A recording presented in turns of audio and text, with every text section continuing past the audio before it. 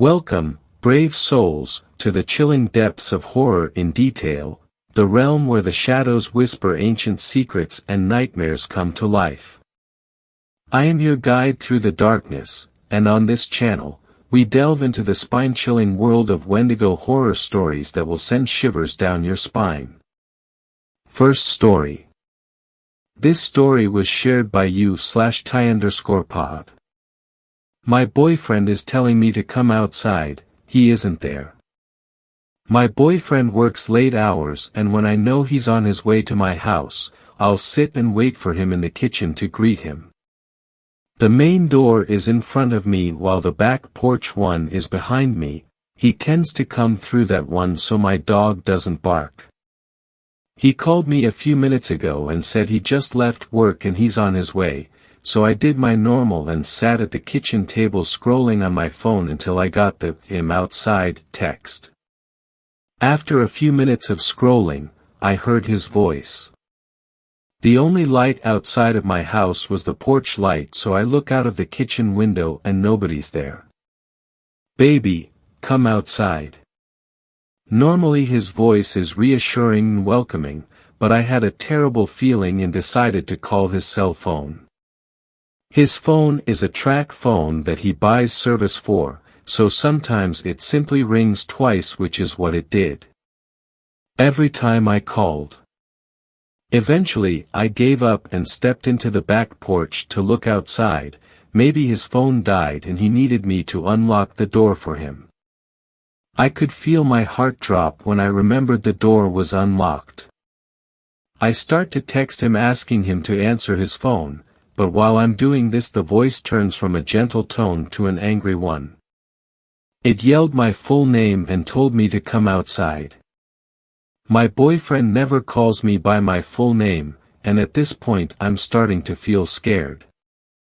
I looked outside and it now knows that I'm not in the kitchen and that I looked out of the back porch window. I call him again. After what felt like hours he answered in a concerned way, apologizing because his phone was on vibrate as well as it not working. "Why are you telling me to come outside?" Those were the first words I said. There was an immediate silence over the line. "What do you mean?" "I'm just now on your road." He sounded worried, but I could tell he thought I was pranking him. The voice was getting angrier by the second. It cussed at me and eventually started banging on the door. It was so loud that even my boyfriend could hear it through the phone. I heard the car speed up, then the sound of gravel from him pulling into my driveway. I finally mustered up the courage to move the curtain and see if there was really anyone there. There was nothing there, but I could see him running up the stairs to get to me. Once he got in the voice and the banging came to a complete stop. I stood shaken while he looked around my yard only to see a deer running away on its hind legs, just for the front two to hit the ground in front of it as it went into the nearby woods. We didn't sleep much that night, and eventually we plan on moving somewhere that's closer to the city as my house is out of the way from any other people. Second story. This story was shared by you/Larrickson. Something's eating my goddamn chickens. The morning I realized something was amiss with my chickens started like any other, with the sun lazily crawling up the sky over Blackfeather. I shuffled outside, coffee in hand, still half asleep, dreaming about the omelet I'd whip up with fresh eggs. But as I neared the chicken coop, something felt off. It was too quiet, like the chickens had all decided to play a game of hide and seek, and I was it. Reaching the coop, my eyes widened in disbelief. Several of my prized chickens were missing. No feathers, no signs of a struggle, just an eerie silence. I scratched my head, looking around as if the missing chickens would just waltz back into the coop. "Those darn foxes," I grumbled, though part of me wondered if these foxes had suddenly attended ninja school, given how stealthily they must have operated. Determined to safeguard the rest of my feathered family, I made my way to the local store.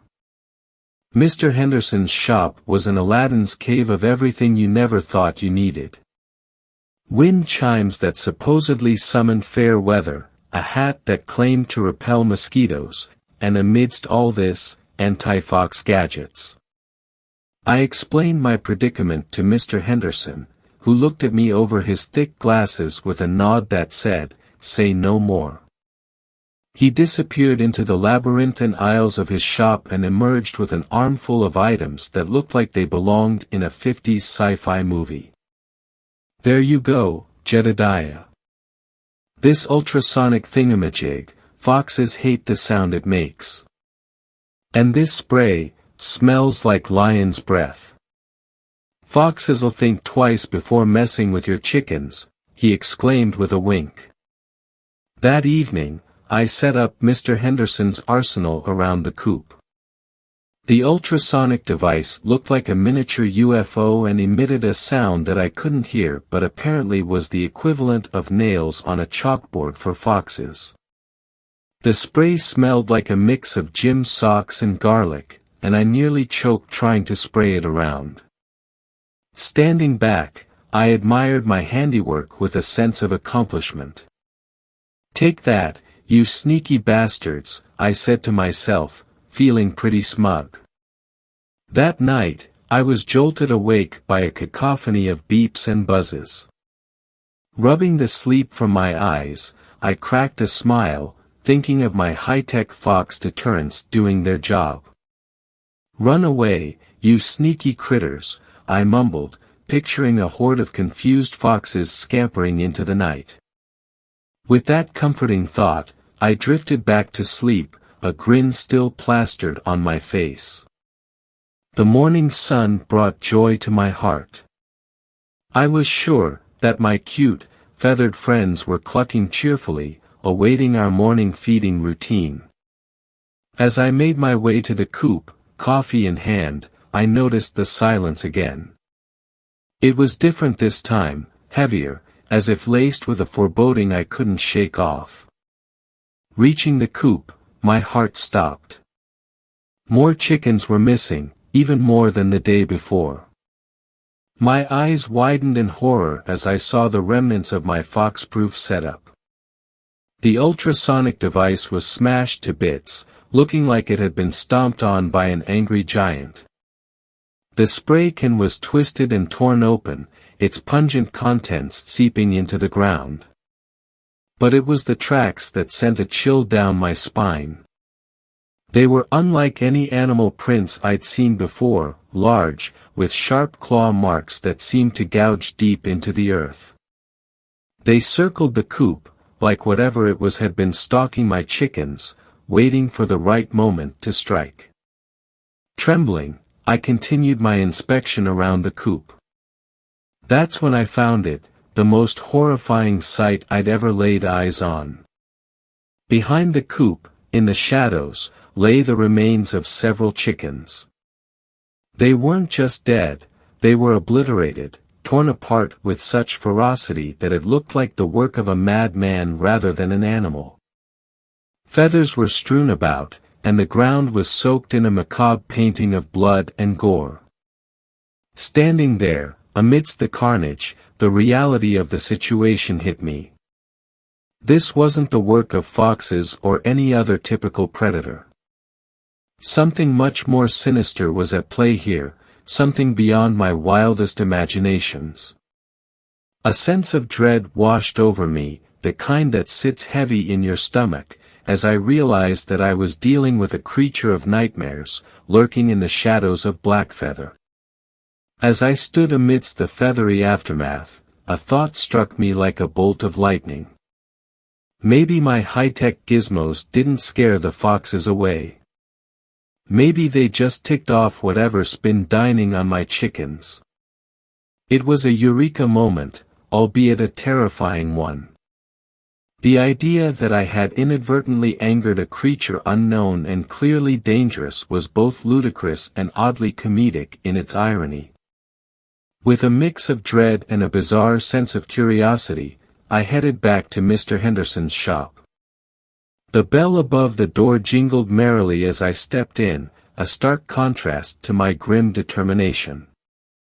"Mr. Henderson, I need something stronger." "My chicken thief isn't a fox," I declared. The shopkeeper peered at me over his glasses, a twinkle of mischief in his eyes. "Aha, something more, substantial, he said, rubbing his hands together. He led me through the labyrinth of aisles, each filled with more bizarre items than the last. We passed a shelf of garlic necklaces, for vampires, he assured me, a rack of silver bullets, werewolves, obviously, and a box of what looked suspiciously like glitter bombs. He didn't explain those. Finally, we reached the back of the shop where the real, heavy artillery was stored. Mr. Henderson presented me with an assortment of gadgets and gizmos that looked like they'd been pulled straight out of a sci-fi comic book. There was a canister that supposedly emitted a sound only evil spirits could hear, a net made of a material he claimed was alien technology, and a bottle of liquid he cheerfully described as essence of Bigfoot. Armed with my new arsenal of the absurd, I headed back to the farm, feeling like a character in a B-grade monster movie. Setting up these new defenses was an adventure in itself. The evil spirit sound emitter required an engineering degree to assemble, the alien net kept sticking to itself and everything else, and the Bigfoot essence, well, let's just say I hoped Bigfoot had a better sense of smell than I did.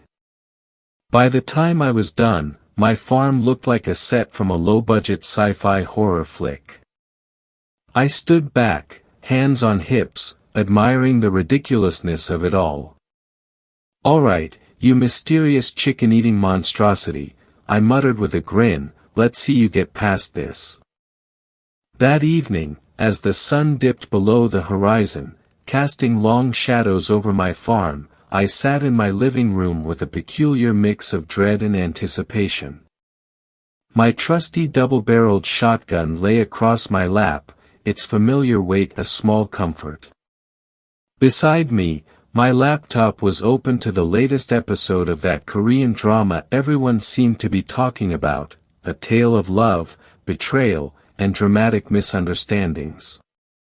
I'd found myself oddly hooked on it, the complex plot a welcome distraction from the chaos of my current predicament.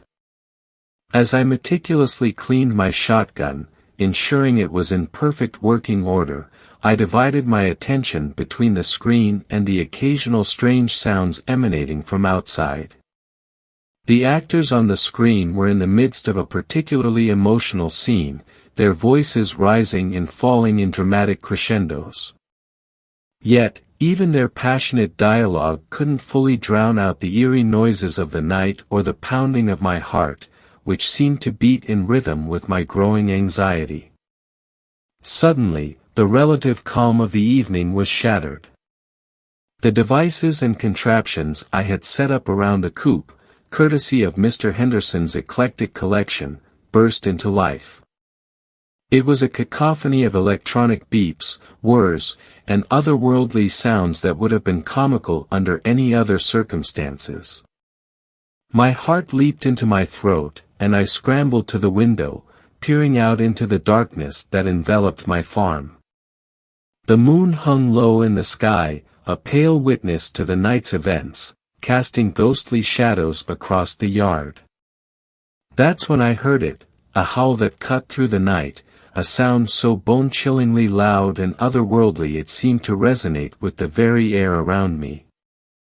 It was almost human in its agony and fury, yet distorted, as if coming from a throat not used to forming words.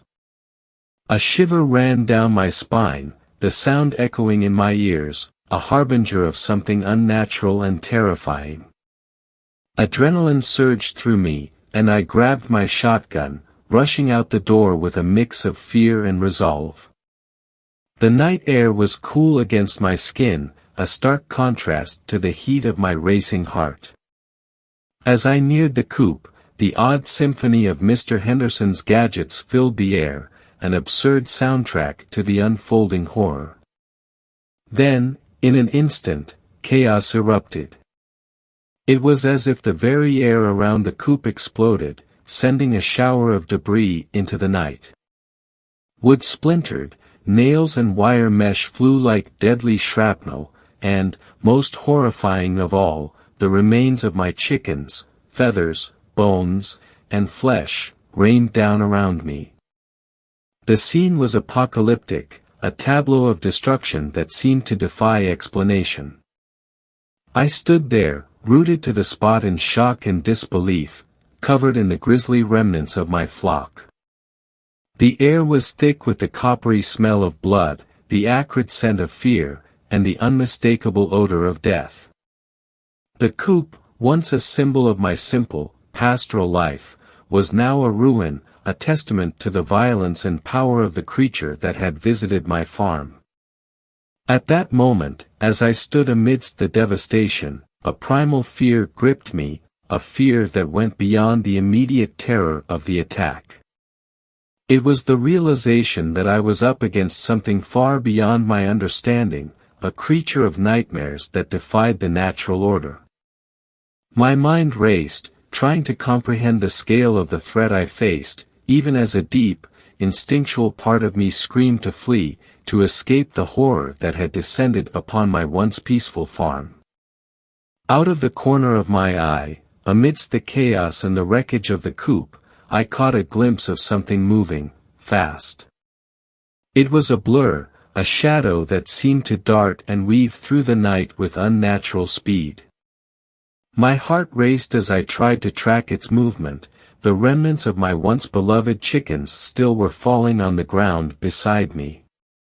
Then, as suddenly as it had appeared, the creature stopped. In the pale moonlight, two glowing eyes met mine, burning with an intelligence and ferocity that was almost paralyzing. They were like nothing I had ever seen, a deep, malevolent red, piercing through the darkness straight into my soul. Expectedly, a surge of terror overtook me.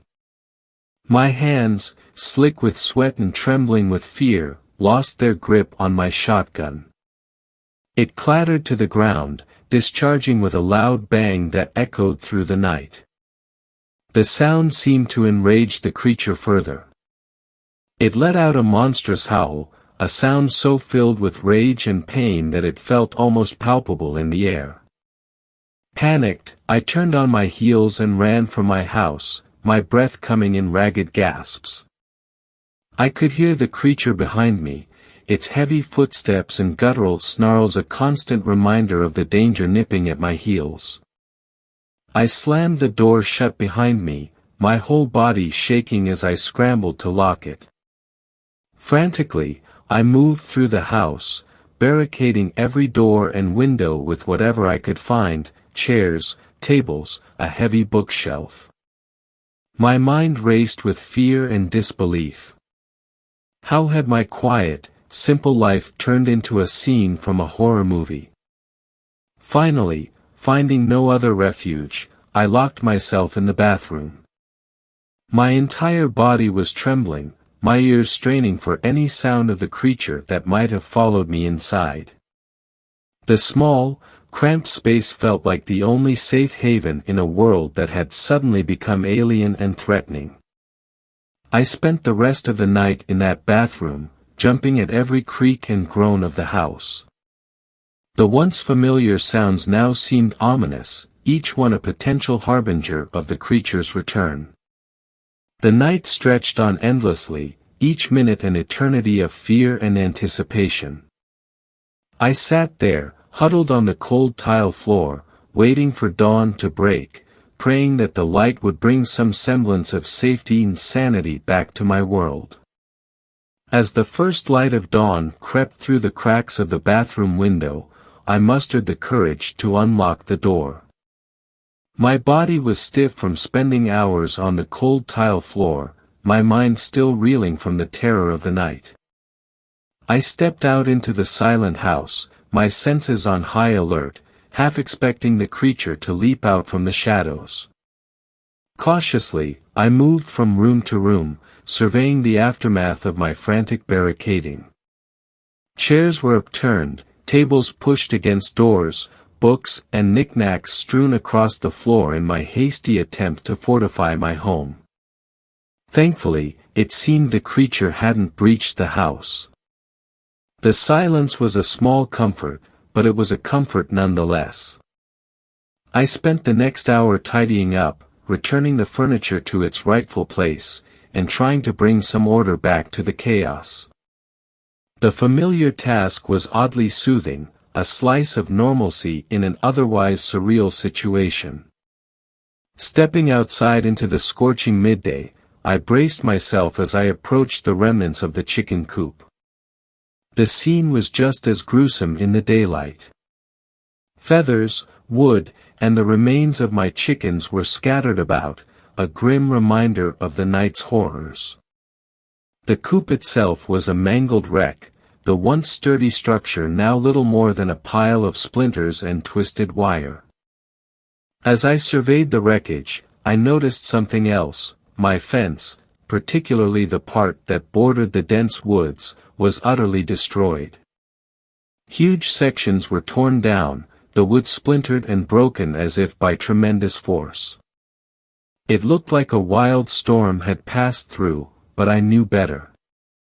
Whatever had attacked my chickens, whatever had been lurking in the darkness, it had come from the woods and had the strength to tear through solid wood like it was paper. The realization sent a shiver down my spine. The woods, once a place of peace and solitude, now seemed to loom ominously, hiding untold dangers in their shadowy depths. As I stood there, looking at the broken fence and the devastation it enclosed, I knew that this nightmare was far from over. Whatever resided in those woods, it was powerful, malevolent, and now, thanks to my actions, possibly very, very angry. Once again, I found myself trudging back to Mr. Henderson's shop, the events of the previous night replaying in my mind like a bad movie. The bell above the door chimed cheerily as I entered, a stark contrast to my haggard appearance and the grim story I was about to tell. Mr. Henderson was behind the counter, rearranging a display of what looked like antique voodoo dolls. I cleared my throat and launched into the tale of the previous night's horrors. As I spoke, his expression shifted from mild interest to a look of knowing, as if he had been expecting this all along. When I finished, he stared at me for a moment, his eyes narrowing thoughtfully. Then, without a word, he beckoned me to follow him. We maneuvered through the maze of shelves, past a collection of what I swear were shrunken heads and a rack of garlic that he insisted was extra potent. Eventually, we reached a hidden door, cleverly concealed between two bookshelves filled with dusty tomes. He ushered me down a narrow staircase into a dimly lit basement, the air thick with the smell of incense and old books. The walls were lined with shelves crammed with odd artifacts and ancient-looking weapons. He spoke in hushed tones, "I know what you're up against, Jedediah. And I have just the thing to defeat it." In the center of the room, on a small pedestal, sat a mysterious object shrouded in a scarlet cloth. My heart raced as he approached it with a sort of reverence. With a dramatic flourish, he whisked the cloth away, revealing a plush chicken. For a moment, I was speechless. The plush toy looked absurdly out of place amidst the array of mystical paraphernalia. It was just a regular, cuddly, toy chicken, complete with button eyes and a stitched-on smile. Mr. Henderson, completely unfazed by my bewildered expression, plucked the plush chicken from the pedestal and thrust it into my hands. "This," he said with a straight face, "is your salvation. Place it where your coop used to be. Trust me." I must have stood there gaping like a fish out of water because he soon grew impatient. "Go on," Jedediah. Time's a wasting, he urged, shooing me out of the basement and back through the shop. So there I was, standing outside Mr. Henderson's shop, clutching a plush chicken and feeling like I'd just stepped out of the Twilight Zone. The absurdity of the situation was not lost on me, and despite the gravity of my predicament, I couldn't help but chuckle at the thought of facing down a nightmarish creature with a toy. With a shake of my head, I made my way back to the farm, the plush chicken under my arm, ready to face whatever the night would bring. Following Mr. Henderson's bizarre instructions, I found myself back at the farm, standing where my chicken coop once proudly stood. In my hand, the plush chicken seemed to stare back at me with its button eyes, almost mocking the absurdity of the situation. With a sigh that carried all my doubts, I placed the toy on the ground, right in the center of the wreckage. The day passed in a blur of anticipation and, admittedly, a touch of skepticism. As evening approached, I decided to take no chances. Remembering the previous night's fumble with my shotgun, I came up with a genius solution: duct tape. Yes, I taped the shotgun to my hand, ensuring it would stay put no matter how scared or clumsy I got. I must have looked like a low-budget action hero, armed and slightly ridiculous. To pass the time and perhaps to ease my nerves, I turned to the internet. Sitting in my dimly lit living room, I scoured the web for any mention of chicken-eating monsters. My search was a deep dive into the world of folklore and urban legends, ranging from wer-chickens to ghostly foxes. Each story was more outlandish than the last, and yet, after what I had witnessed, I wasn't in a position to dismiss any of them. As dusk fell, I settled myself by the window, the room dark except for the glow of my laptop screen. The taped shotgun felt heavy in my hand, an absurd but necessary burden. My eyes darted between the screen and the shadowy outdoors, where the plush chicken sat in eerie stillness. The night was quiet, almost too quiet, heightening my sense of unease. Every rustle of wind and distant animal cry made me jump, my grip tightening on my makeshift weapon. There, in the dim light, with my heart thudding in my chest, I waited for the creature, a bizarre sentinel guarding his farm with nothing but a toy chicken and a shotgun taped to his hand. As the night wore on, my initial vigilance began to wane, giving way to doubt. Maybe the creature wouldn't return. Maybe the sight of a plush chicken in the moonlit ruins of its previous feasting ground was too bizarre even for a monster from the depths of folklore. I found myself chuckling at the thought, the tension easing slightly. But then, the stillness of the night was broken. Faint at first, there were noises emanating from the direction of the woods, a strange rustling, unlike the wind through leaves or the scurry of small animals. It grew louder, more deliberate, as if something large was moving through the underbrush, heading toward my farm. My heart started racing again. I focused my gaze on the plush chicken, now just a silhouette against the darkness. And that's when I saw it, the same swift, shadowy movement I had witnessed the previous night. It was back. The creature, shrouded in the darkness of the night, lunged at the toy chicken. It was a blur of motion, almost too fast for the eye to follow. I watched in stunned silence as it viciously tore into the plush toy, ripping it apart with ferocity. For a brief moment, the absurdity of the scene, a nightmarish beast savagely attacking a stuffed animal, almost seemed comical. But then, the creature stopped. It stood still, and the night air was pierced by the most horrifying scream I had ever heard. It was a sound filled with such rage, pain, and hunger that it chilled me to the bone.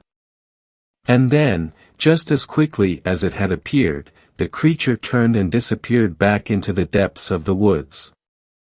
Shaken, I stood up, my resolve fortified by the need to understand what had just happened. I cautiously made my way to the door, ready to step outside and examine the remains of the plush chicken. But as I opened the door, I froze. There, on my doorstep, stood Mr. Henderson, the shopkeeper. His arrival was so unexpected, so bizarrely timed, that for a moment, I couldn't form any words. His expression was grave, a stark contrast to the quirky, eccentric demeanor I was used to. In his eyes, I saw a seriousness that told me he knew more about what was happening than I had realized. My mind raced with questions, but the most pressing one was clear: what did Mr. Henderson know about the creature that was haunting my farm? As I stood there, bewildered by Mr. Henderson's sudden appearance, he greeted me with a single, chilling word: Wendigo. Wendy what? I blurted out, my brain struggling to process the term amidst the shock and confusion. Mr. Henderson sighed, a patient teacher to my incredulous student. Wendigo, he repeated firmly.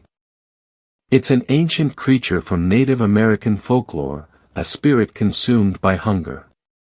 It's said to possess and transform those who indulge in certain unspeakable acts. What you're dealing with is no ordinary predator. It's something far more sinister. With that ominous introduction, he motioned for me to follow him toward the remnants of the chicken coop. I noticed he carried a backpack, which seemed to be bulging with an assortment of peculiar tools and devices, the kind of equipment one doesn't typically find at the local hardware store. As we approached the site, Mr. Henderson pulled out a small flashlight. But instead of the usual white beam, this one emitted a deep, violet light. He swept it across the ground, and to my astonishment, it illuminated a distinct trail on the earth. The trail glistened ominously under the ultraviolet light. That's the creature's blood, Mr. Henderson explained, his voice grave. It's special, visible only under this light. And it means the Wendigo is wounded, not dead. We must act quickly. If it has time to regenerate, it will become even more dangerous. His words sent a shiver down my spine. The idea of this creature, already so powerful and terrifying, becoming stronger was unthinkable. I followed him, my mind racing with fear and disbelief, yet trusting that Mr. Henderson, with his mysterious knowledge and strange tools, might just hold the key to ending this nightmare once and for all. The trail of the Wendigo's blood led us deeper into the forest, a place that had once seemed familiar but now felt like a realm from a twisted fairy tale. The darkness was thick, pierced only by the eerie glow of Mr. Henderson's ultraviolet flashlight. The woods were alive with strange noises, rustling leaves, distant howls, and unidentifiable whispers that seemed to dance on the edge of human hearing. Mr. Henderson, ever the fount of obscure knowledge, provided explanations for each sound we heard. That's just the moaning Mabel, he'd say nonchalantly, or, the whispers of the lost lumberjacks. His tales of local legends and mythical creatures added an unsettling ambience to our already tense expedition. As we navigated through the underbrush, Mr. Henderson began recounting his first encounter with a Wendigo. It was many years ago, he said, his voice taking on a distant quality. I was younger, more reckless. Came face to face with one in these very woods. Nearly lost my right hand to it. He held up his right hand, wiggling his fingers as if to prove their functionality. It's my favorite hand, you know. Good for writing, eating, and swatting pesky mosquitoes. The journey through the dense forest felt endless, my legs growing weary, my mind overwhelmed by the surreal turn my life had taken.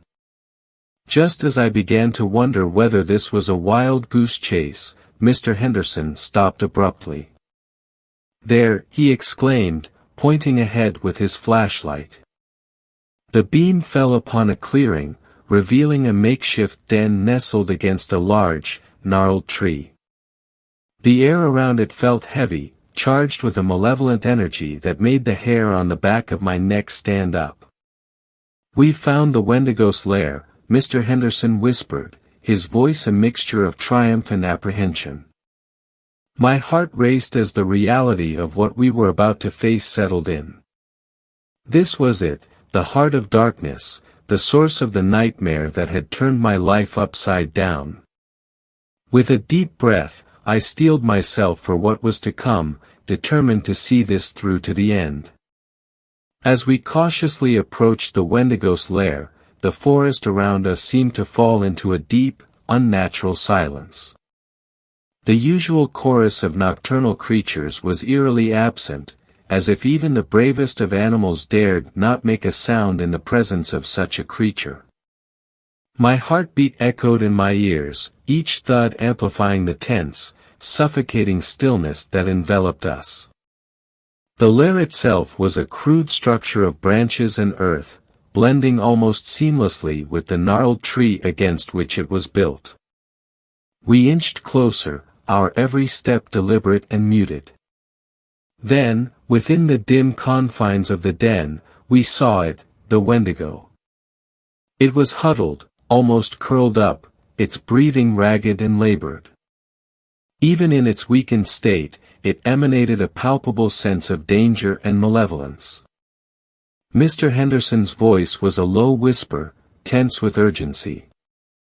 "Aim for the exposed part of its skull, just above the temple.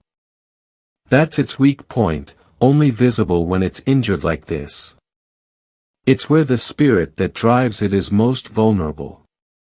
My hands were shaking as I raised the shotgun, the duct tape around my hands suddenly feeling more like a shackle than a precaution. I took aim at the creature's head, trying to steady my breathing, to steady my shot. But then, from the shadows of the forest, more eyes appeared, dozens of them, glowing with the same malevolent red light I had seen in the creature before me. A chorus of low, guttural growls filled the air, a sound that seemed to come from all directions. The realization hit me like a physical blow, we were surrounded. The Wendigo wasn't alone, there were more, much more. I heard Mr. Henderson curse under his breath, a rare break in his usually unflappable demeanor. The situation had just gone from dangerous to suicidal. Fear gripped me, a primal, overwhelming terror at the thought of facing not one, but a legion of these nightmarish beings. In that moment, frozen with dread and uncertainty, the forest seemed to close in around us, the darkness teeming with unseen horrors and the chilling gaze of countless Wendigos. Panic set in as I frantically pointed my shotgun at each pair of glowing eyes emerging from the darkness. My mind raced, filled with a sense of impending doom. I started reciting a prayer under my breath, a prayer I hadn't thought of since I was a child. In my heart, I was convinced these were my final moments. The growls of the creatures intensified, creating a cacophony of primal terror. With my heart pounding in my chest, I closed my eyes tightly and pulled the trigger, firing blindly into the unknown. The gunshot echoed through the forest, a desperate cry in the face of overwhelming fear. As I braced for the onslaught, expecting the searing pain of claws and teeth, I felt something entirely unexpected, a series of soft, almost comical pecks at my ankles. Confused, I hesitantly opened my eyes. What I saw was beyond comprehension. There, all around us, were chickens. Not ordinary chickens, but bizarre, Wendigo-like chickens, with glowing red eyes and an eerie presence, yet unmistakably more poultry than predator. As I stood there, shotgun still raised, my body trembled not from cold but from the sheer absurdity of the situation.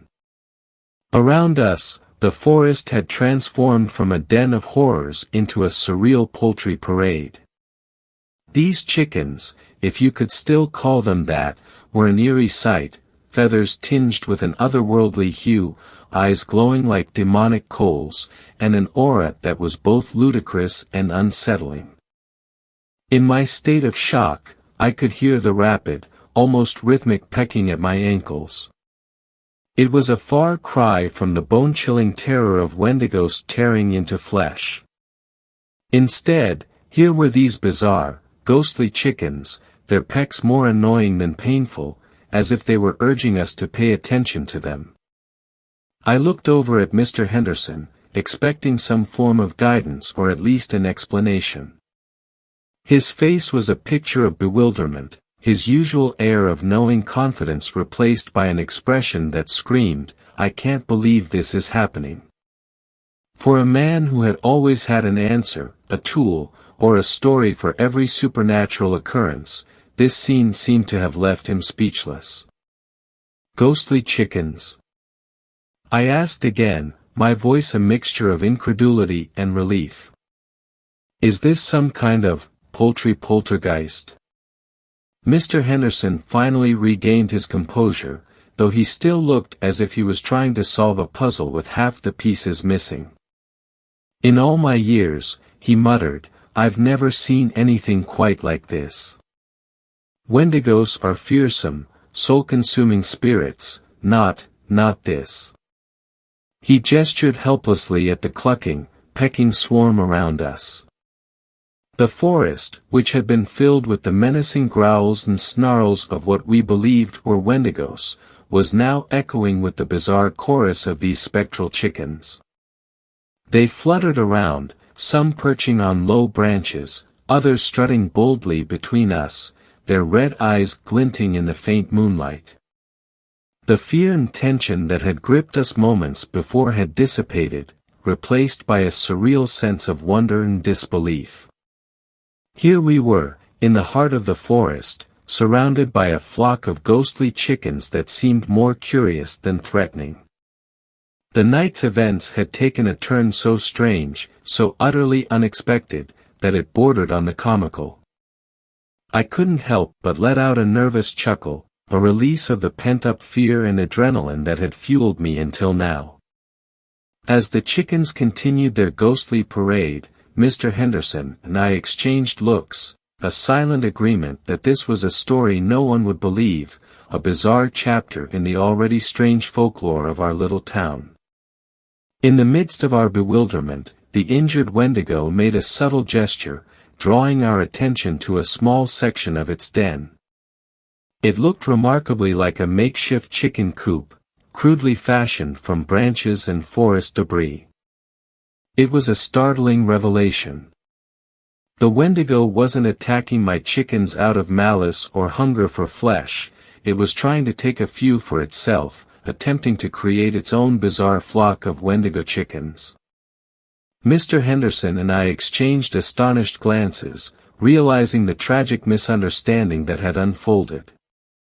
The Wendigo, driven by a desire not dissimilar to my own pastoral inclinations, had inadvertently killed my chickens in its attempts to gather them, enraged and confused by the array of gadgets and devices I had set up.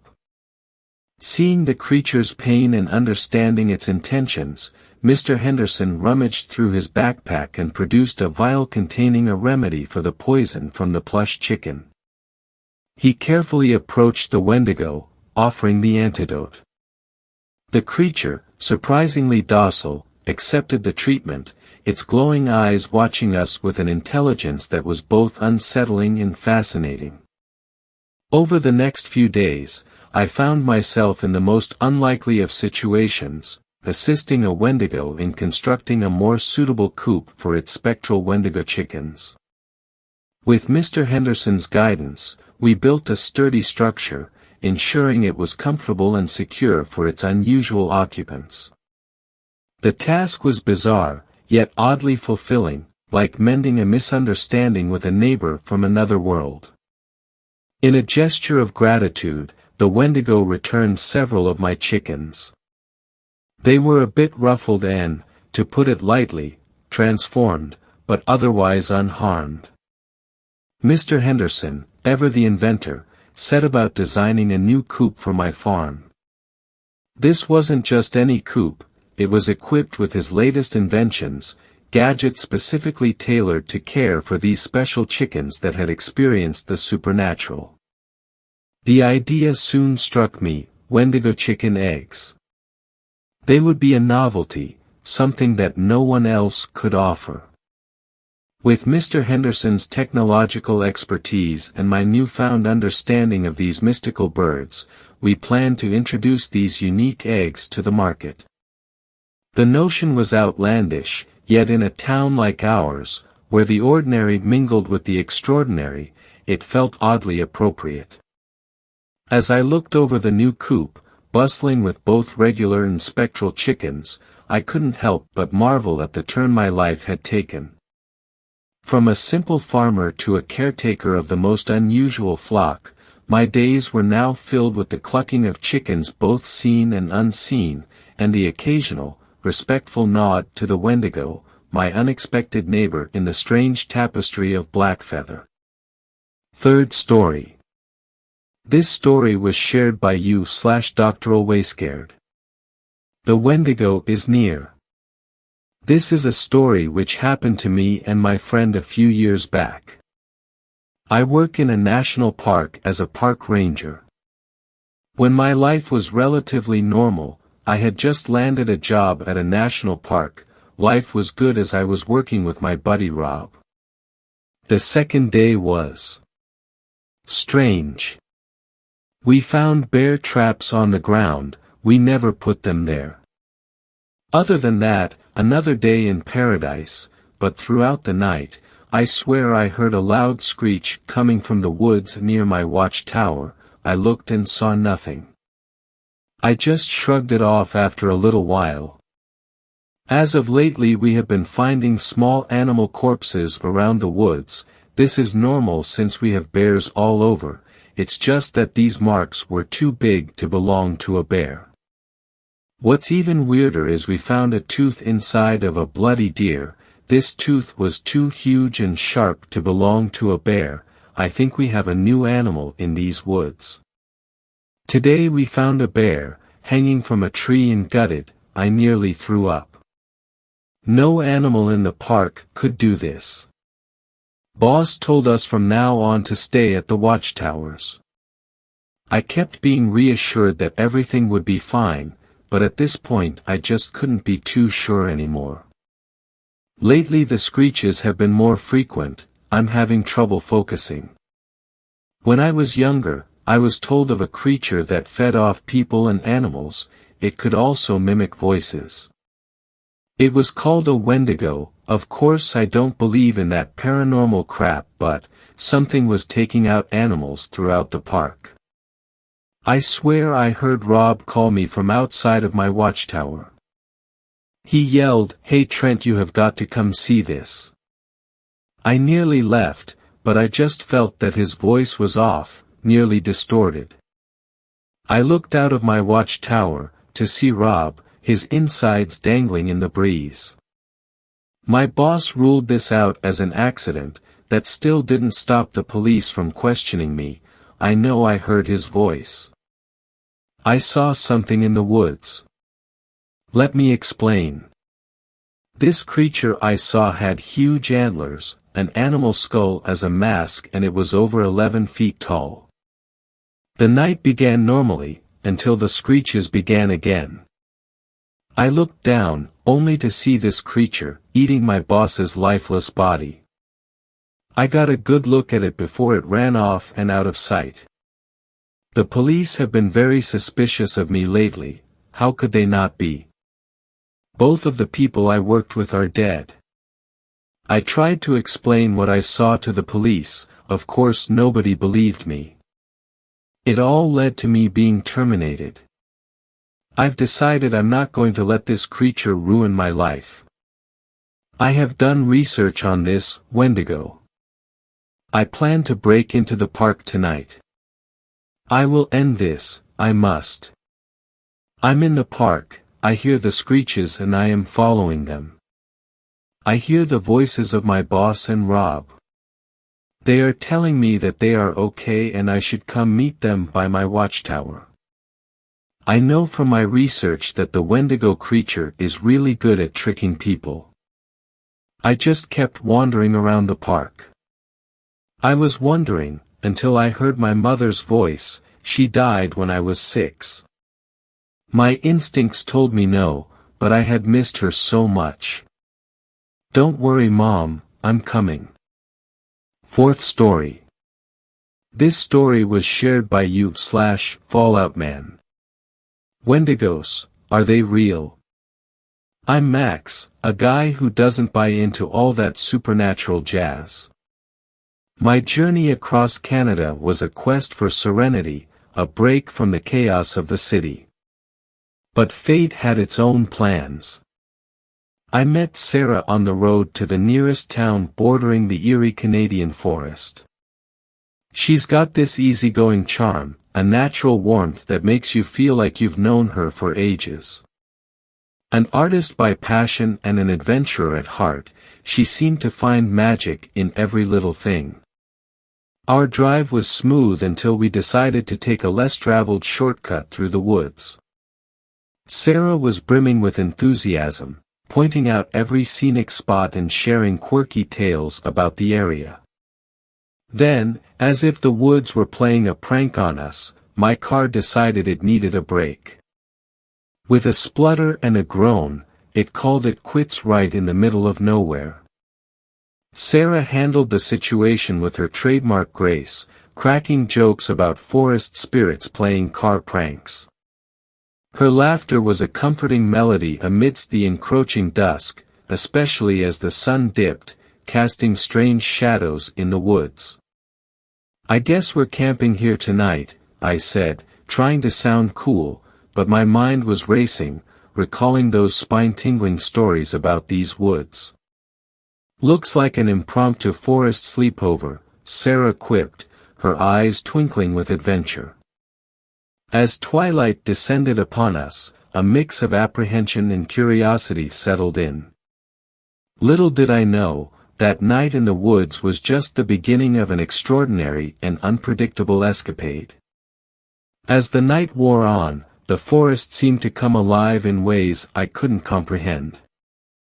Sarah and I sat close, huddled by the dim light cast by the car, our minds grappling with the inexplicable silence that enveloped us. I've heard tales about these woods, Sarah began softly, her voice barely above a whisper. Whispers of ancient spirits, Wendigos lurking in the shadows, hungry for lost souls. My skepticism battled with a growing sense of unease. You don't really believe in that stuff, do you? I questioned, my voice tinged with a hint of disbelief. Sarah's gaze turned distant, as if she was peering into a realm beyond our understanding. There are things in this world, Max, things that defy logic and reason. Stories passed down through generations often carry fragments of truth, she murmured, her words hanging heavy in the still night air. The forest remained shrouded in an eerie quietude, broken only by the occasional rustle of leaves. I strained my ears, trying to decipher the cryptic language of the woods. Then, a chilling sound echoed through the night, a haunting, indescribable howl that seemed to emanate from the heart of the forest. Sarah's grip on my hand tightened, her eyes wide with a mix of fear and uncertainty. Tell me that's just an animal, I whispered, my voice betraying a trace of dread. But Sarah remained silent, her gaze fixed on the darkness beyond our refuge. It was as though the forest itself held its breath, acknowledging the presence of something otherworldly. As the night wore on, sleep eluded us, the air thick with anticipation and an unspoken understanding that we were not alone in these woods. The paranormal tales I once scoffed at now hovered at the edge of my consciousness, leaving me to grapple with the inexplicable and the unknown. The night stretched endlessly, an unyielding embrace of mystery and foreboding. Little did I know, the secrets these woods held were far more profound and unsettling than anything I had ever imagined. Nightfall enveloped us, every shadow seemed to harbor a secret, and each whisper of the wind fueled the tension that had settled between Sarah and me. We stayed alert, our senses heightened, listening to every crack and rustle in our surroundings. Suddenly, a sound shattered the stillness. A branch snapping. We exchanged concerned glances, our hearts pounding in unison in the darkness. Fears of the unknown hijacked our imaginations. Then, emerging from the shadows, a figure appeared. With cautious steps, it drew nearer to us. The atmosphere became stifling, filled with an expectant silence. As it approached, the moonlight revealed its identity, a dog. Not just any dog, it wore a handmade collar woven with tiny bones, emitting an unsettling yet intriguing aura. That's the dog I saw on the wanted posters in the town, murmured Sarah, her voice a mix of relief and surprise. The canine drew closer, its eyes expressing gratitude and a peculiar kind of camaraderie, as if it knew us somehow. Despite the eerie collar, its gaze conveyed a sense of calmness, as if reassuring us that we were safe. The tension gradually dissipated as the dog settled by our feet, seeking refuge and protection. Though its initial presence had enshrouded us in mysterious suspense, we now felt a sense of relief, realizing that perhaps the only being lurking in these woods was this faithful companion. We stood there, in the stillness of the night, the dog at our side, gazing at the stars as uncertainty gave way to a sense of connection with this creature who, somehow, had found its way to us amidst the darkness. With the dog nestled by our side, a calm settled over us. Sarah and I found ourselves drawn into a conversation that delved beyond the surface, revealing aspects of ourselves we hadn't shared before. "You strike me as someone who loves a good challenge," Sarah remarked, breaking the comfortable silence that had settled between us. I chuckled softly. Guilty as charged. I tend to dive headfirst into things, seeking that thrill of the unknown. Sarah nodded thoughtfully. I've always been drawn to art, to stories that breathe life into the mundane. They help me see beyond what's visible, finding beauty in the unnoticed. Her words resonated with me, drawing a parallel to my own quest for the extraordinary. I get that, I replied. Sometimes, the world's magic lies in the smallest details, the stories waiting to be told. As our conversation meandered through our passions and quirks, the tension of the night seemed to dissipate, replaced by a genuine connection.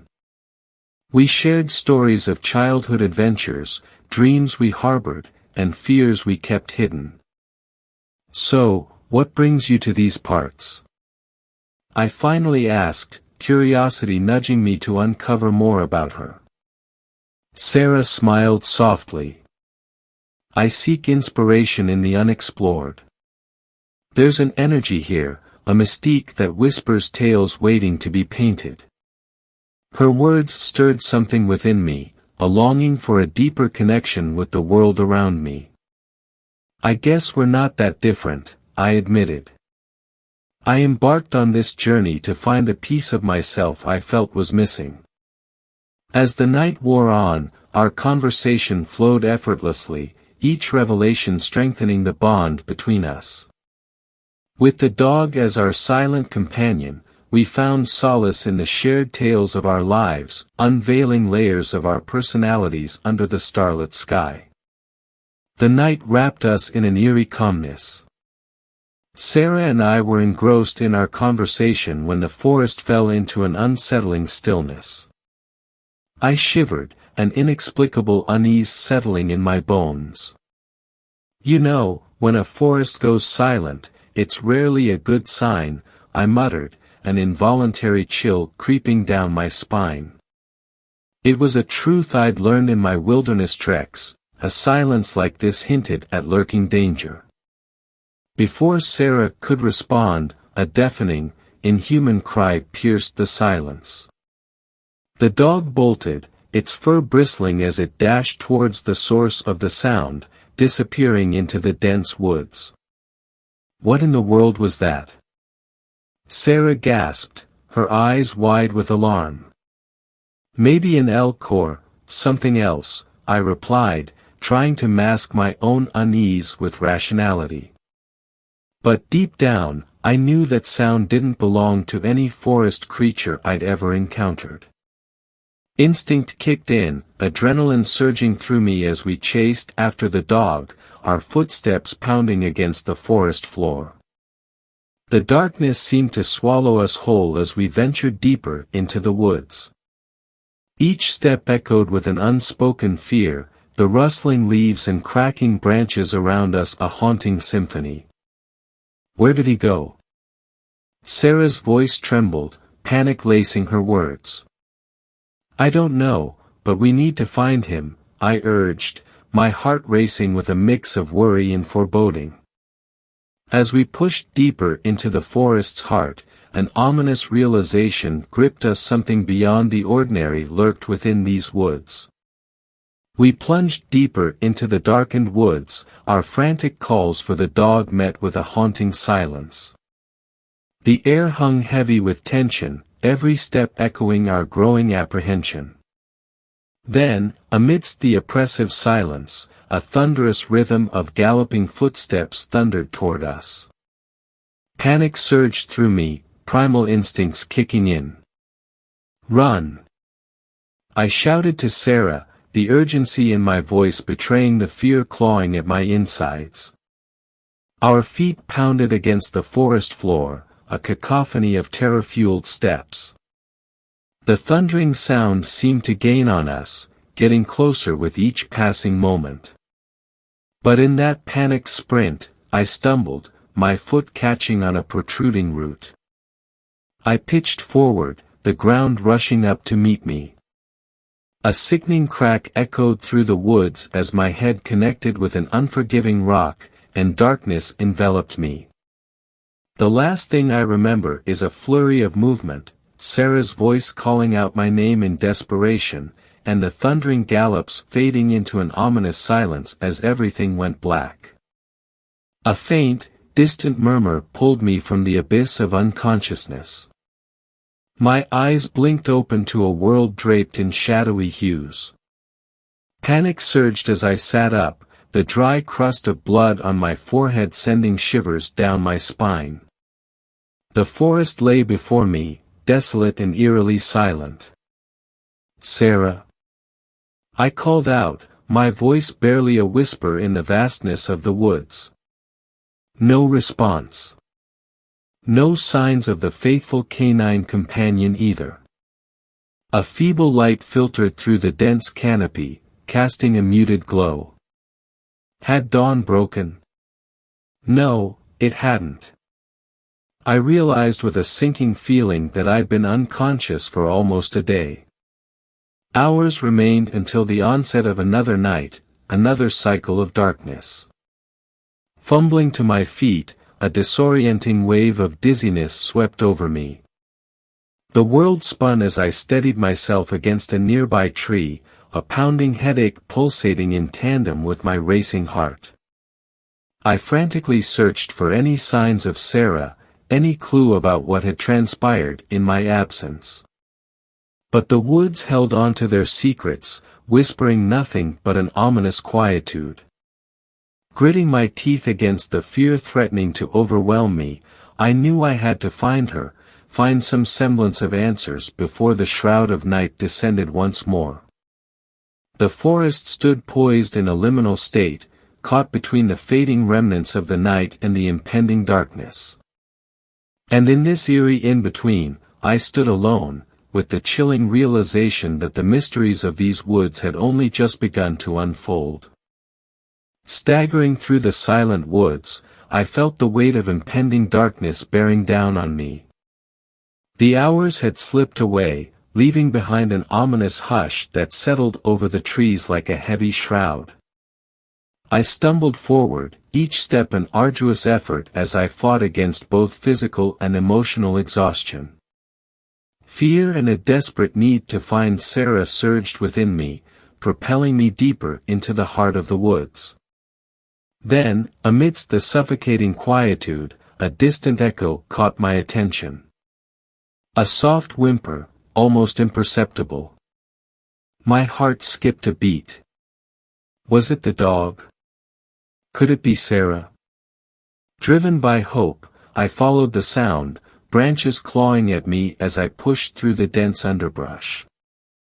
The fleeting light dimmed further, a foreboding chill seeping into the air. As I advanced, the faint glimmer of the moon illuminated a figure lying on the forest floor. Relief washed over me as I recognized Sarah's silhouette, curled up beneath the canopy of trees. "Sarah!"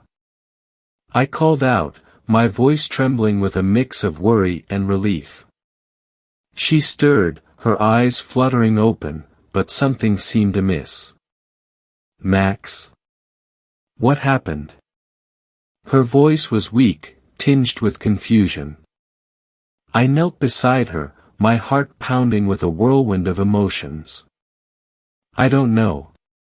We got separated, I fell and then I woke up alone." A fleeting sense of safety washed over us, finding solace in each other's presence in the heart of this enigmatic forest. Yet, as the last traces of light faded from the sky, the encroaching darkness whispered of untold dangers, reminding us that the night held secrets we were yet to uncover. The chill of the night wrapped around us, a constant reminder of the lurking mysteries in these woods. Sarah and I huddled together, seeking warmth and reassurance amidst the encroaching darkness. But as the night wore on, a persistent unease settled within me, a gnawing feeling that something wasn't right. A sharp pang sliced through my temples, a sudden, intense pain seizing my senses. I winced, gripping my head, trying to ward off the crippling ache. It felt as though my skull was splitting apart, a relentless assault on my senses. I collapsed to the forest floor, the pain overwhelming any coherent thought. Darkness encroached at the edges of my vision, threatening to pull me under. With a desperate gasp, I fought against the encroaching unconsciousness. When I finally awoke, it was to a world cloaked in the eerie glow of midnight. Confusion clouded my mind as I tried to piece together the events.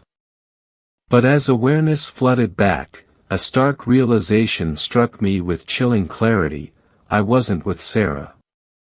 Instead, the loyal canine companion lay beside me, its gentle eyes peering at me with a mix of concern and familiarity. Panic surged through me as I struggled to comprehend the twisted reality. My mind had played a cruel trick, conjuring a false narrative amidst the chaos of the head injury. I had mistaken the dog for Sarah in my delirium. Frantic and disoriented, I called out for Sarah, the echoes of my voice swallowed by the silent expanse of the woods. But there was no response, no trace of her amidst the shadows that stretched across the forest floor. Reality crashed down upon me like a relentless wave. The impact had not only disoriented me physically but had shattered the fragile illusion of safety and companionship in this desolate place. I was alone, lost in a realm of uncertainty and unforeseen dangers. Gathering my scattered thoughts, I tried to retrace my steps, to make sense of the fragmented memories and the ominous events that had unfolded. The dog stayed by my side, a silent companion offering solace in the midst of confusion. With a heavy heart, I embarked on a solitary journey through the haunting woods, each step a reminder of the tangled web of mysteries that awaited me.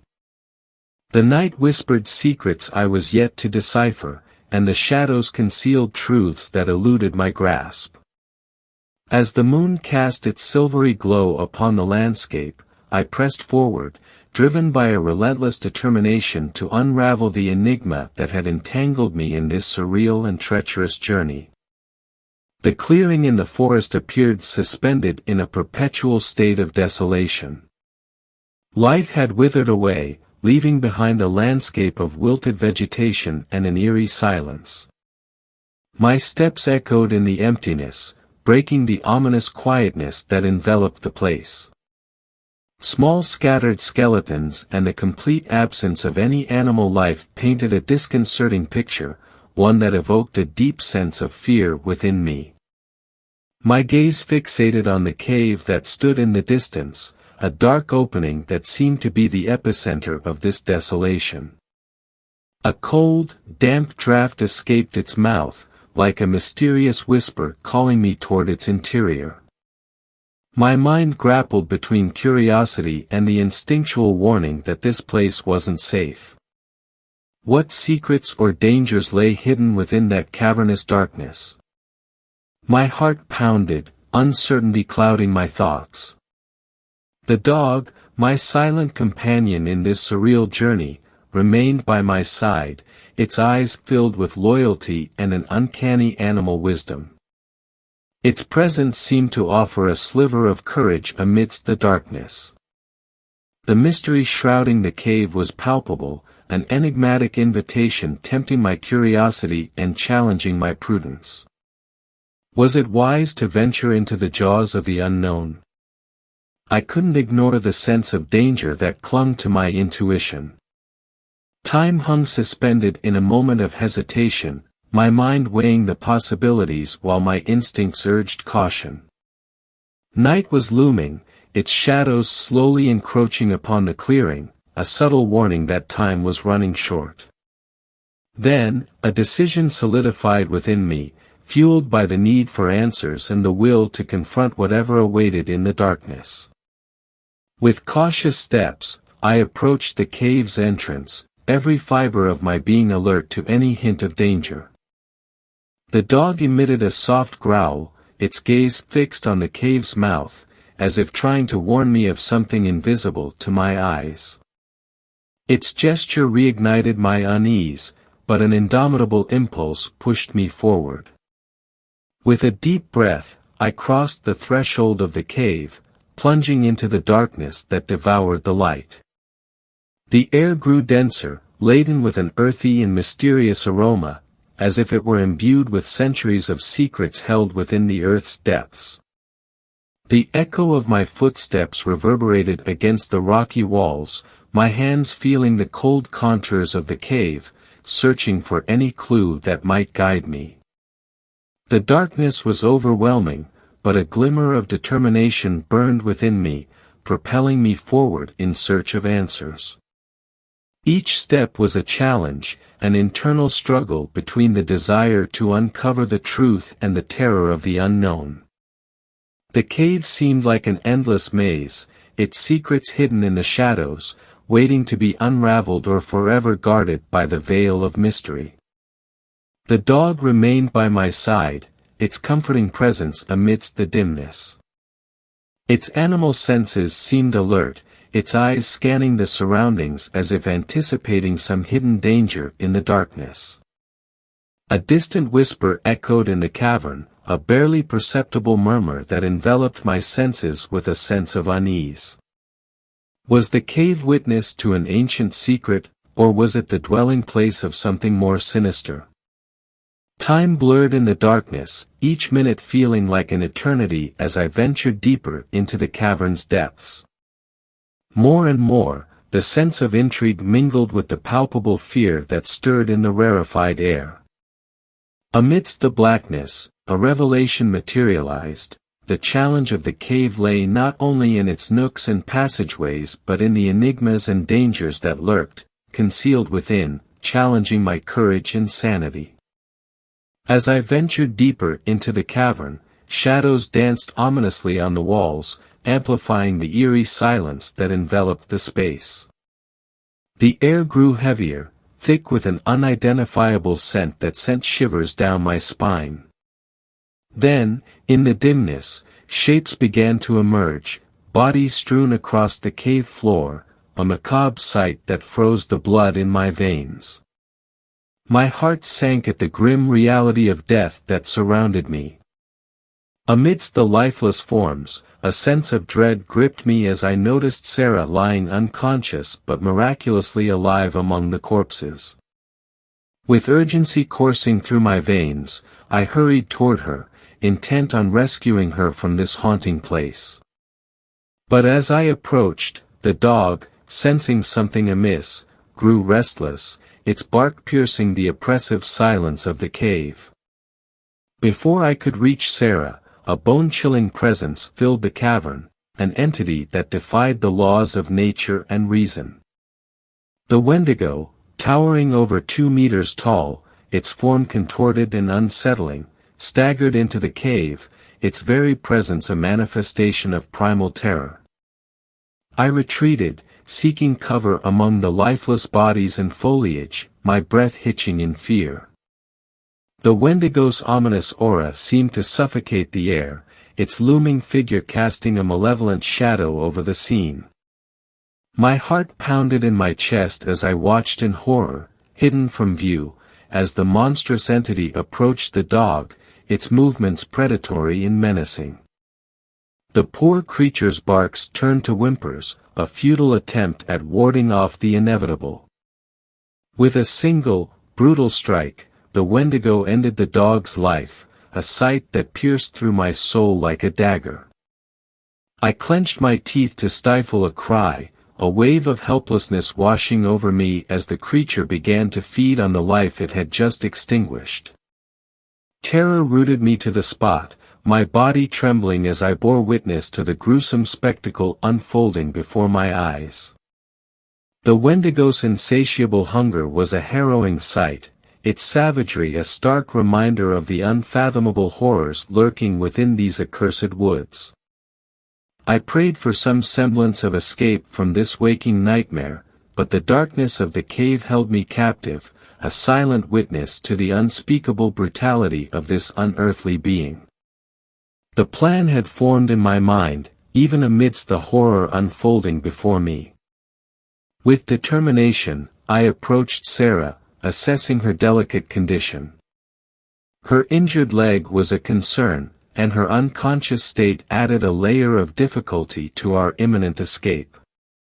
The creature, oblivious to my presence, had retreated from the cave after its grisly meal. I knew I had to act swiftly before it returned in search of more prey. Carefully, I lifted Sarah into my arms, her body light but fragile. Concern for her well-being mingled with the urgency to flee that accursed. If for me, the hope of escaping that inferno beginning to take shape. But every rustle in the forest, every shadow shifting in the darkness, fueled my fear of being discovered by that monstrous being lurking in the shadows. With each step, the urgency grew. The exit was in sight when a shiver ran down my spine, a foreboding sense warning me that the Wendigo was nearing. The sound of crunching branches and a menacing hiss echoed behind me. There was no time to waste. With a superhuman effort, I quickened my pace, dodging the danger and entering the relative safety of the forest. My ragged breaths and the weight of Sarah in my arms combined with the anxiety of escaping that living nightmare.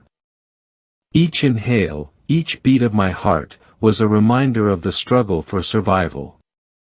I ran as fast as I could, seeking refuge and protection for Sarah and myself. The forest seemed conspiratorial, every noise, every shadow, igniting the fear that was engulfing me. Finally, I found a secure hiding spot, far from the cave and beyond the Wendigo's reach. I carefully placed Sarah in a safe location, watching over her with concern while attempting to keep at bay the panic threatening to engulf me. My mind raced, weighing options, seeking a way to get help or find an escape from that torment. But for now, the priority was to ensure we were out of that creature's reach, find assistance, and a path to salvation. Unfortunately, what I've told you isn't my story. While Max and Sarah did exist, well, they existed. I'm just a search and rescue guy tasked with finding these people.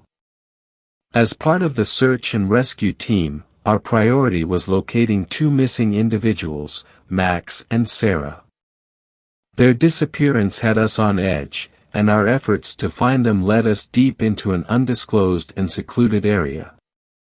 Amidst the dense forest, we stumbled upon a discovery that sent shivers down our spines, a weathered notebook. Its contents held a gripping tale, a first-hand account of harrowing encounters with an unknown creature. The details were vivid, the emotions raw, and every entry felt like a real-life experience. As I read through the pages, the story transitioned into a warning. It seemed to convey the inherent danger of the events described, urging extreme caution for anyone daring to venture into that area. The descriptions of the creature were so vivid and haunting that they felt eerily tangible. The authenticity of the notebook's account struck a chord within the team.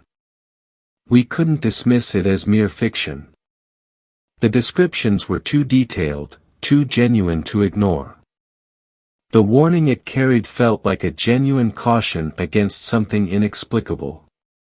Our search for Max and Sarah yielded no results, leaving us with more questions than answers. The notebook remained a cryptic piece of the puzzle, hinting at a reality too unfathomable for conventional explanation. As a seasoned member of the search and rescue team, it was a stark reminder of the unforeseen dangers lurking in unexplored territories. We handled the notebook with caution, treating its contents as a solemn warning, a testament to the potential perils of the unknown. And yes, we found that cave, but no one was inside, just rests of that dog and some strange wood sticks figures with some hair, and somehow it was DNA compatible with those people. Don't try to find that place. Fifth story. This story was shared by u/altballsdeep. They burned down an entire forest to cover up something horrible. For my own safety, I will be using fake names for people and locations as I describe my experience. Whistleblowers often end up dead, after all. I used to live in a small town nestled up in the mountains, surrounded by a famous national forest. Let's call this town Greenville. Being born and raised there, I had an affinity and distinct familiarity with the surrounding mountain and its forest.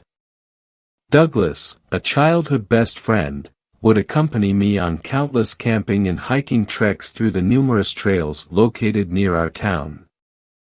Now here's a disturbing fact you may or may not have known: an absurd number of people go missing in national parks and forests every year. A quick Google search will tell you that 1,180 people have gone missing in national parks between 2018 and 2023. That boils down to almost 300 people going missing every year. Why do I bring this up? Well, over a dozen people have gone missing in the national forests around Greenville in the 20-odd years I lived there. And it's a miracle that Douglas and I did not end up being among those numbers. You see, Douglas and I had a few disturbing experiences in that forest over the years. Back in the summer of 1999, we went out with our dads on a camping trip.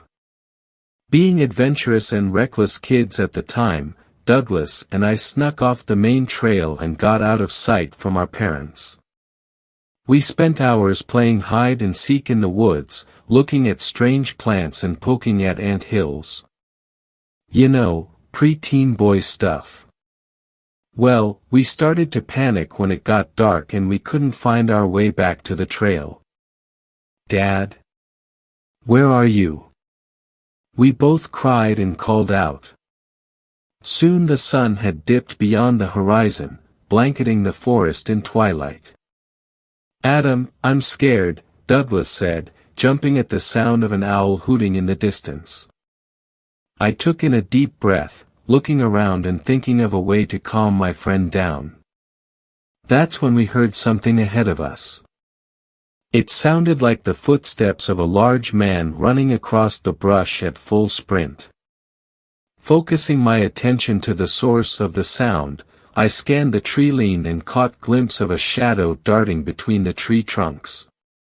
Whatever made those huge footsteps moved like lightning between the trees, so fast you could blink and miss it.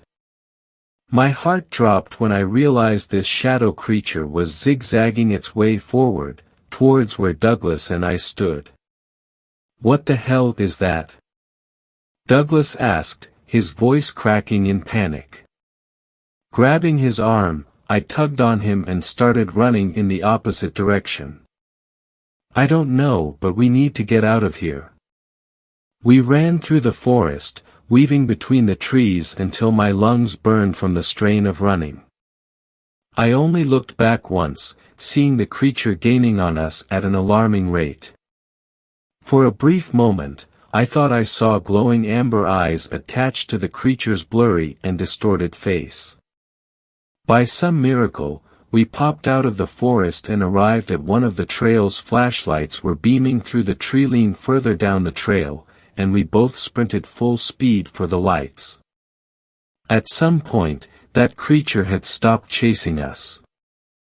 We eventually ran into the people with the flashlights, who happened to be a search party that our dads had rounded up to go looking for us. Needless to say, we were in a lot of trouble and they didn't buy our story of being chased by a shadow monster. The next incident happened on my 21st birthday, back in the fall of 2008. My father took me on a camping trip up in the mountains and brought along a bottle of Jack Daniels to celebrate my legal drinking age. The plan was to set up camp, get drunk but not totally hammered, and maybe hunt some squirrel the next morning with my .22 long rifle. Well, we arrive at the campsite, get everything set up, and all seems to be going normal. That is, until nightfall. I had just downed my third shot of whiskey when a screeching sound wailed out into the cold night air. My dad, who was off relieving himself on a tree just outside the glow of the campfire, laughed in response to the noise. What's the matter, kiddo? Jack on the rock's too strong for ya. He stumbled back over to the campfire, fixing up the zipper on his jeans. I didn't make that sound, I told him. He raised an eyebrow before grinning at me, like he thought I was messing with him. Just when he was about to say something, that screeching sound erupted into the night air once again. It sounded much closer than before. What in the hell? My dad shouted, looking around at the darkness surrounding our campsite. He rushed over to his tent and brought out his old lever-action hunting rifle and my comparably tiny .22 long rifle and tosses me my gun. What was that? I asked, checking my rifle and turning off the safety. He loaded up a round in his gun and brought it up close to his chest, ready to aim. In all the years I knew my old man, I had never seen his eyes so wide and full of alarm. Boy, I don't know, he said, keeping his head on a swivel. Been huntin' out here for years and I ain't never heard an animal make a sound like that. Can't be good. I sat by the campfire, my hands shaking and unable to think of anything to say. Then the sound screeched out a third time, seemingly from somewhere right above me in the tree canopy. Taking me off guard, the screech made me jump back in fear, nearly causing me to soil my pants. If I could describe the sound, it had to be a mixture of a dying coyote and the strained vocal cords of a human child screaming in pain. Well, my dad wasn't having any of it. When he heard that sound booming from right above where I sat, he cursed and took aim with his rifle. The blast temporarily lit up the surrounding woods with the muzzle flash and sent a crack echoing through the wilderness. Following the gunshot, I heard a loud thud on the forest floor, as if something heavier than a grizzly bear had just jumped off the highest tree branch. Heavy footsteps followed, indicating something had broken out into a full sprint heading away from our campsite.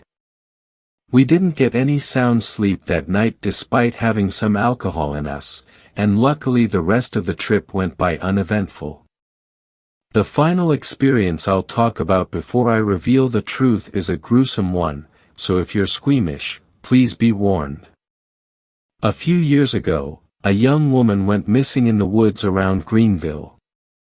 She was a local of the town, so everyone had come together to form a search party and look for her. That's just what we were about. A small town was a close-knit community and we looked out for each other. Douglas and I decided to join the search party and we were assigned to comb through the far northeastern section of the woods. We scoured the woods, calling out that woman's name for hours. "Jessica, are you out here?" She never turned up. Eventually, it got late and we had to turn back. Even though we brought flashlights along, the search party advised us not to go too far out at night since it could risk more people getting turned around and lost. Remembering the other chilling experiences I had in the forest at night, I had no problem with that stipulation. Douglas, on the other hand, didn't quite agree and indeed grew irritated that we had to pack up and leave before nightfall. You see, Douglas had a bit of a romantic interest in Jessica, so his motivation to find her ran much deeper than mine. Which is exactly why he stopped when he saw a small cave nestled between the trees on the side of the mountain. This cave wasn't unusual. There were plenty of them all over the mountain hidden within the forest, which made excellent hibernation dens for the local black bears. For that reason, I adamantly protested when Douglas suggested we go looking in the cave for Jessica. "Come on, maybe she took shelter in there. We gotta at least look." He drew closer to the cave, taking out the flashlight and shining it through them all. At this point, twilight had crept in and detouring through a possible bear cave was the last thing I wanted to do. "You wanna go in there, fine. I'll stay out here and wait." I gave him a dead serious look. He scowled and turned to enter the cave, calling me a coward and a few other choice names as he entered. Taking a seat on a nearby rock, I waited and kept the flashlight on, pointed at the cave. It grew darker and my anxiety began to rise. What was only a few minutes had felt more like hours. When the silver glint of the full moon began to peek through the tree canopy, I cursed and turned to face the cave.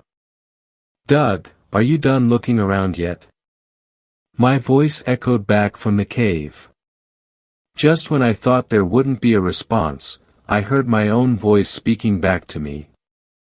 It said the same exact thing, albeit in a much lower, almost choppy and broken-sounding voice. "Doug, are you done looking around yet?" Frozen in place, I didn't know what to think. I heard my echo, and then the voice of something repeating my words back. I could feel my heart exploding in my chest as I turned to examine the forest around me. While I had my back turned to the cave, I heard Douglas scream. Quickly shining my light back to the entrance, I heard his footsteps crashing on the stone as he raced out of the darkness. His breathing had been elevated to hyperventilating levels, and he spoke incoherent nonsense. "Dude, it's horrible, oh my god, dude." He fell to his knees, sobbing uncontrollably as he dropped the flashlight. "Whoa, calm down, just breathe and tell me what's wrong." He continued crying non-stop, unable to piece together words. I sat there rubbing his back, glancing back up at the cave and wondering what he saw. When his sobbing grew softer, another noise began to grab my attention. It was a wet, uncomfortable, mouth-slapping sound. Think of a big dog chewing on a piece of raw meat. When I realized the sound came from the maw of the cave, I raised my light at the entrance and felt all the blood drain from my body. A tall, humanoid shadow stood inside the cave. Amber eyes locked with mine, and I watched in absolute horror and disgust as long, lanky and inhuman arms ripped flesh straight off of a dismembered human leg. Blood dripped off the severed body part as the creature took the bit of flesh and stuffed it into a mouth I couldn't even make out on its oblong head. Then I heard that wet, deeply uncomfortable chewing noise as that thing ate the raw human flesh. At some point, Douglas must have noticed the creature because he broke out screaming at the top of his lungs. I screamed with him, and we both ran away as fast as our feet would allow. Fortunately, that thing did not follow. I am now convinced that what I saw in that forest was a Wendigo. You see, after all my traumatic experiences, I've grown an affinity to research the paranormal and the unknown. The Wendigo is a creature known for feasting on the flesh of humans, and seems to best fit the description of what I saw in the forest that day. Now, here's an interesting twist. The Wendigo has long been said to have a weakness against fire, silver, and cold weather. The reason I mention this is because the national forest around Greenville suffered a catastrophic wildfire back in 2021. Since then, disappearances in the area have stopped. But there's more. In my last year of living in Greenville, just weeks before the fire, a group of strange people arrived at our town. They drove all black cars with government license plates. At the time, I was working as a volunteer for the park ranger services. These strange people came to the park ranger office, asked a few questions to my boss, and disappeared off into the woods for hours before coming back and just abruptly leaving. 6 days later, the forest fire that would devastate Greenville and the surrounding mountain would begin. Call me a conspiracy theorist, but I firmly believe that the government stepped into a Wendigo crisis unfolding around Greenville. And their solution was to burn it all down. Thanks a lot for watching the video till the end. Subscribe to our channel Horror in Detail. Drop your opinions/suggestions in the comments section, and like the video as it helps with the YouTube algorithm.